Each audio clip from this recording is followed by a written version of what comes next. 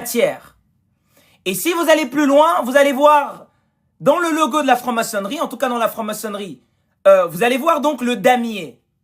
Noir-blanc, c'est la dualité. Vous allez voir maintenant les deux piliers du temple de Salomon. Boaz, Jachin. Boaz et Jachin. Le rond et le carré. Le rond et le carré. Ces deux piliers-là, vous pouvez les symboliser comme étant le bien, le mal, le moins, le plus. Vous ne devez ni être gouverné, dominé par le pilier de gauche, ni celui de droite. Vous devez encore une fois vous poser au milieu de la dualité.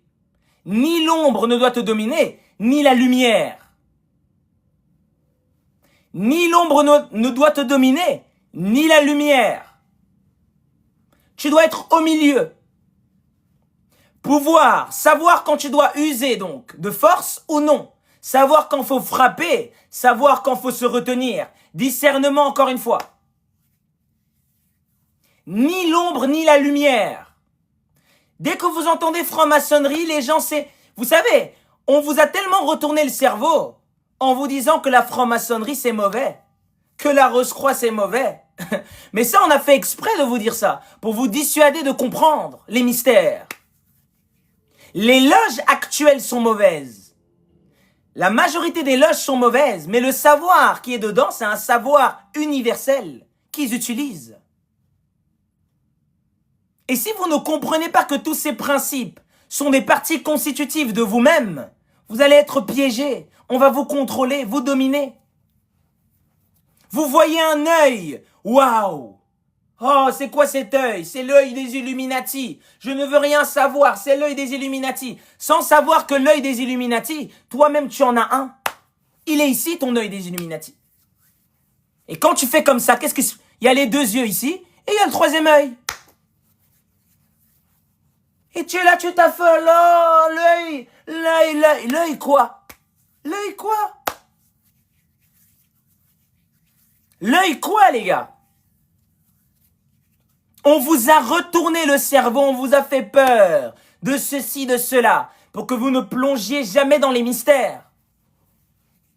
On vous retourne le cerveau. Parce que vous n'êtes pas capable de comprendre la symbolique ésotérique derrière ce qui vous environne. La symbolique ésotérique derrière tout ce qu'il y a, en fait, de visible dans le monde physique. Tout est symbole. Si tu dors, ça te regarde. Quand maintenant tu as connaissance, conscience de tous ces mystères-là, maintenant le pouvoir te revient. Qu'est-ce que tu vas en faire? Vas-tu asservir les autres? Ou vas-tu rentrer dans un processus d'évolution? Et tu vas maintenant amener ta connaissance à travers ce que tu fais chaque jour pour servir le grand bien, le grand tout, l'équilibre mondial, l'équilibre universel. C'est là que te revient en fait le pouvoir. Tant que tu ne comprends pas le principe de spiritualiser la matière, tu es encore un mouton de la société. Tu subis la vie. Tu n'es pas co-créateur. Tu n'es pas créateur de ta réalité. Tu ne l'es pas. Tu es une brebis égarée.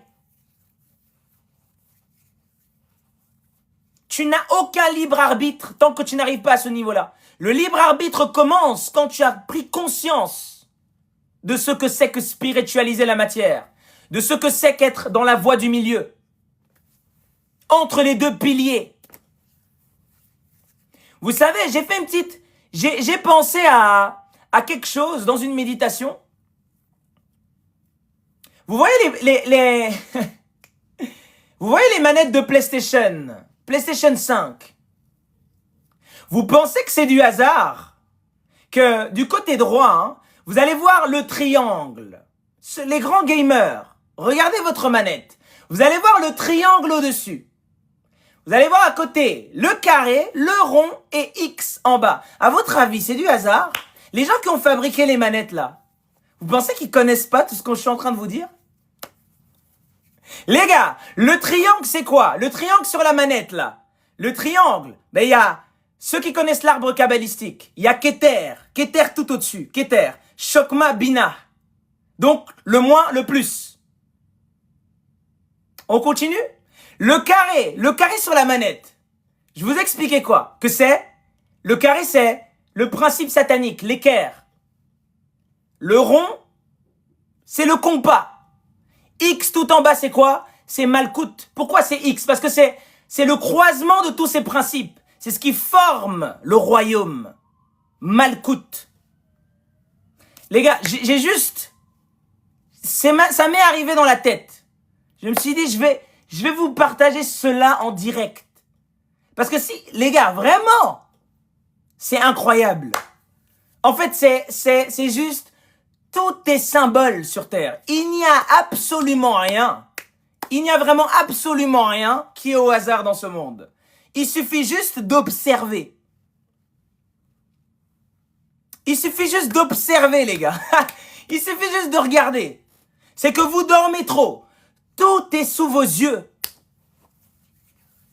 Tout est sur vos yeux. Boaz, le pilier Boaz, c'est le carré, c'est 7. Jacquine, le rond. Le rond, la matière, ça donne le G. Le signe symbolique, le signe franc-maçonnique, le signe symbolique de la franc-maçonnerie. Est-ce que c'est démoniaque? Oui, c'est démoniaque pour l'ignorant. Est-ce que c'est profondément symbolique si tu vas en profondeur? Bien sûr que oui. N'oubliez jamais que la franc-maçonnerie, ça provient d'Égypte antique. Et il n'y a aucune civilisation qui a atteint le degré de sagesse qu'avaient les Égyptiens. Aucune. Les Atlantes ont donné le savoir aux Égyptiens parce que c'était un peuple pur.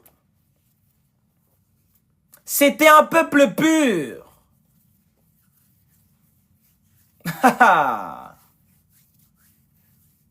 C'était un peuple qui était prêt à servir la lumière. C'était un peuple qui était là pour servir la lumière. C'est pour ça que Thoth a décidé d'amener ce savoir aux Égyptiens. Et vous avez vu les constructions qu'ils ont faites. Vous avez vu les constructions de fous qu'ils ont faites.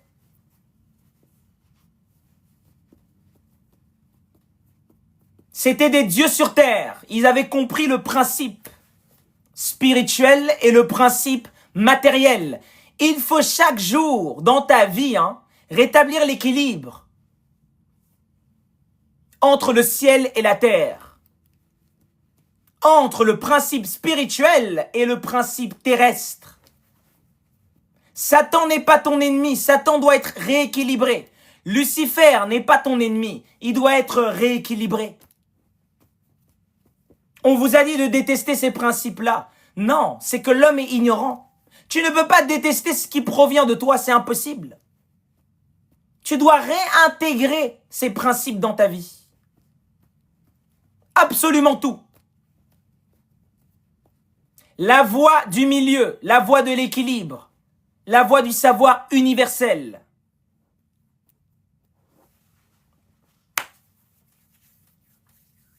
La voie du savoir universel.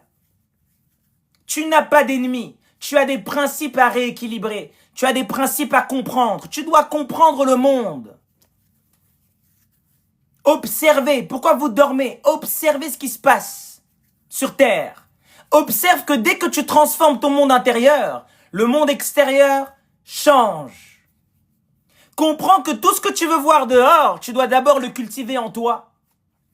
Tu dois d'abord rétablir l'équilibre en toi pour voir cet équilibre dans ta vie. Tu dois reprendre possession de ton pouvoir, de ta souveraineté. Tous les livres sacrés en parlent. Tous les livres sacrés parlent de vous et moi. Comprenez ça, les gars. Le Coran, la Bible, la Torah, quand tu lis avec un œil ésotérique, tous ces livres parlent de vous. Parlent de comment vous devez vous reconnecter avec votre conscience primordiale. Et c'est expliqué sous forme d'histoire. Parce que quand c'est expliqué sous forme d'histoire, vous avez la possibilité de retenir et de pouvoir le partager de génération en génération. C'est pour ça que c'est expliqué en forme d'histoire.